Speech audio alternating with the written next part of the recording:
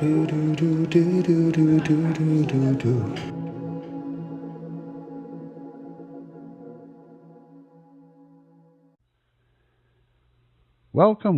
to the Red Bean Podcast, New Orleans edition. This is your host, Mr. Toad. And I'm Dr. Frog.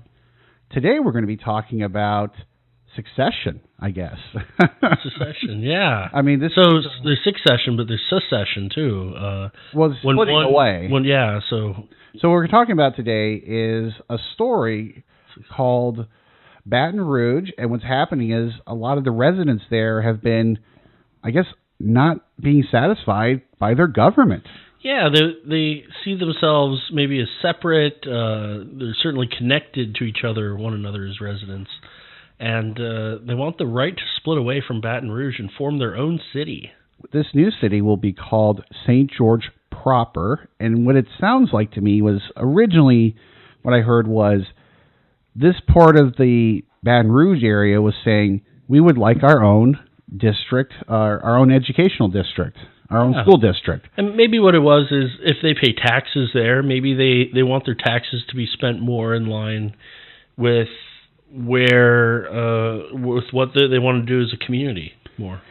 To me, it sounds like maybe there were different values, because what I understand is Baton Rouge, unfortunately, doesn't have really good public education, and it sounds like this particular area of Baton Rouge was, I guess, wealthier, or more likely they had more capital. Yeah, they were saying, hey, if we're going to pay all these taxes, what are we buying? That's what I was saying to you before. I was like, taxation without representation. Well, maybe they wanted their tax dollars to be seen more in their own local schools or in their own local activities versus the larger Baton Rouge proper. You see this sometimes. There was a city in Mississippi that wanted to be seen as part of Louisiana because they would receive more money for schools if they were a part of Louisiana. And this school, they wear Saints shirts. They're big New Orleans fans. They're on the border near Pearl River. But I can't remember that they were making a bid to be a part of this state. And this seems like something similar. You have, instead, a group that's part of Baton Rouge, and they say, you know, me and my neighbors would like to have all of our money go towards the things that affect us in this eastern side of Baton Rouge, I believe. So the article in the New York Times basically goes like this. A group of wealthy white, I don't think this is a race issue, but some people are alleging that. So white Baton Rouge residents have won a decades-long battle to split from the majority black city to form their own suburbs following a state Supreme Court ruling. After reversing a lower court's decision on Friday, the Supreme Court ruled 4-3 in favor of the incorporation of St. George, which will form in southeast Baton Rouge. This is accumulation of citizens exercising their constitutional rights. We voted and we won. Andrew Mueller, one of the leaders of the St. George campaign, said in a statement following the victory, "Now we begin the process of delivering our promise of a better city," he added. "We welcome both our friends and foes to the table to create St. George." What are your thoughts about that, Dr. Frog? It makes me wonder, wasn't St. George from the famous story St. George and the Dragon? Yeah, he fought the dragon. The dragon, didn't he? Yeah. Maybe this might be analogous. We have a very small section of East Baton Rouge, and they're taking on what is I don't think dragon is any sort of negative connotation, but it takes some cojones as a small group to say, you know what, we're going to put it to a vote. One of the things we're going to vote and see if we can do this. One of the big takeaways that I got from this whole entire escalation, saying that these group of residents wanted to have their own school district in their area. They said the larger government of Baton Rouge said no. Here's the thing this told me. When I heard that, I kept thinking back to when I read the book The Art of War by Sun Tzu. Yes. And one of the things he says is a form of tactic. He says, never start a fight that you think you can't win. Yeah, and he also, to quote several other things, the winner is the one that doesn't have to fight. That's right. And they did fight, actually, in the court system and won. Yeah. But what this tells me is that I think the residents basically gave a bluff or a threat, and they didn't, in the main city, the people in charge didn't take that threat very seriously, or they disregarded it, and they didn't realize the can of worms they opened up.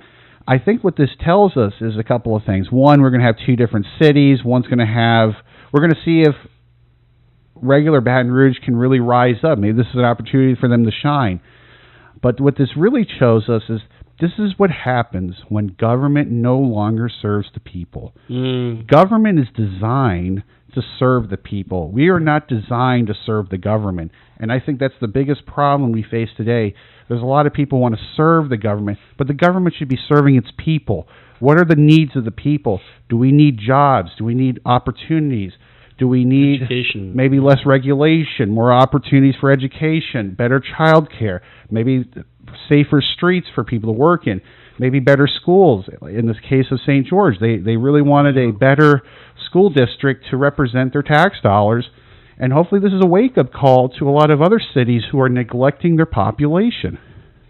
Yeah, interesting. And, I mean, I'm all for if there's a group identity that's strong enough within a community for that to be expressed. And if it's not being heard, it makes sense. And you see this all the time. I'm originally, well, you know, I'll pick a big... another metropolis where this happens. Yeah. Just, you know, Columbus, Ohio is a great example. Yeah. There's the city of Columbus metropolitan, about 800,000. It has about 2.5 million outside, if you count all the suburbs. But you have all these cities within the city of Columbus. You have the city of Dublin, the city of Hilliard, you have Albany, you have Bexley, you have Upper Arlington, you have Clintonville, you have dozens. You have Granville, I guess Granville is a little bit outside the city. You basically have these various cities that are surrounded sometimes and even encompassed by the city of Columbus. And Baton Rouge isn't as big. It doesn't have 2.4 million in Baton Rouge, right? I don't know how much the Baton Rouge has. They're bigger than Slidell. Slidell was about 30,000 people. New Orleans is about 600,000 probably. I don't know how big Baton Rouge is. It's probably smaller than New Orleans. But the same thing I think can apply. Why not have a few cities within the larger metro scope of Baton Rouge? If there is indeed enough of consensus around a group identity to... One thing I would say that I liked it just before we started recording, we got to listen to the mayor, Sharon Weston Broome. Yep, Broome. Who's the mayor of Baton Rouge. Sure, yeah. And one of the big things that it almost seemed like for her, she is now trying to sue the St. George organizers. She's trying to prevent these people from pulling away. But again, I have to stress, if you're gonna be a great master, if you're gonna be a great leader, I think you have to be a great servant first. Really? I really think you have to serve the needs of your people. If you service their needs, and this is kind of strange because I'm going to get into like Jack Ma, and this is very odd for me because this is a Alibaba. I'm not sure if everyone's familiar with this company. Sure. It's one of the largest companies in the world. They can buy any type of product you can imagine. I believe, right? Yeah. Alibaba is a big one. So Jack Ma, one of the things Jack Ma said is, if you take care of your workers will take care of your customers. Wow, it's profound. And so I think this is, again, the takeaway. Even though the mayor does not want these people to build their own city, I think this is an opportunity for her to show what kind of leadership skills she has to deal with this adverse situation. And not to mention, maybe she can start implementing new procedures. Maybe she can learn how to cut costs, maybe privatize certain things, maybe create a larger volunteer network. What this shows me is that specifics are great. Glittering generalities aren't going to work. Yeah. And she even said, I want to serve everyone in Baton Rouge. And then she later said, I want to serve as well everyone in St. George. Yes. Thereby almost admitting that it's a different thing that we're talking about. Yep. She's already conceptually at least seeing it as a different... She already sees it as a different different area. Territory, yeah. Yep. And so I think we're not going to give this a grading system because we're just kind of reiterating. Well, we aren't reviewing food or restaurant or anything. Yeah, we're not reviewing a restaurant. But what I am saying ultimately is that we have a right as citizens of a country that has democracy and has a republic. And I'll give that a 10 out of 10. yeah, I give that a 10 out of 10 for that for sure. The Constitution. Democracy, yeah. Every single time. Bill Correct. of Rights all the way. But here's the thing. The government is not here to serve the government. The government is here to serve the people. And when the government no longer serves the will of the people people. or the will of the people, they are no longer performing the functions that they need to do. No. And we should have the right, in the case of St. George, to pull away from these people that don't want to represent us and represent our values and don't want to represent our tax dollars that being used. You're in a representative democracy. That's really what you want. You want someone to represent the will of your constituents. Yeah. So overall, that's our take on St. George proper. I think it's a good thing, and I look forward in the future to seeing what Baton Rouge will do.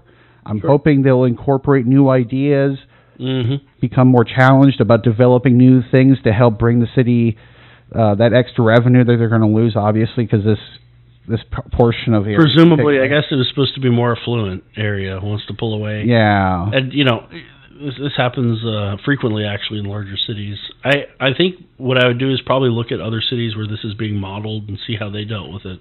How to deal with the pitfall on some of the finances. I don't look at it as a good or bad thing. What I think it really comes down to is the legal rights of the citizens who live in that area.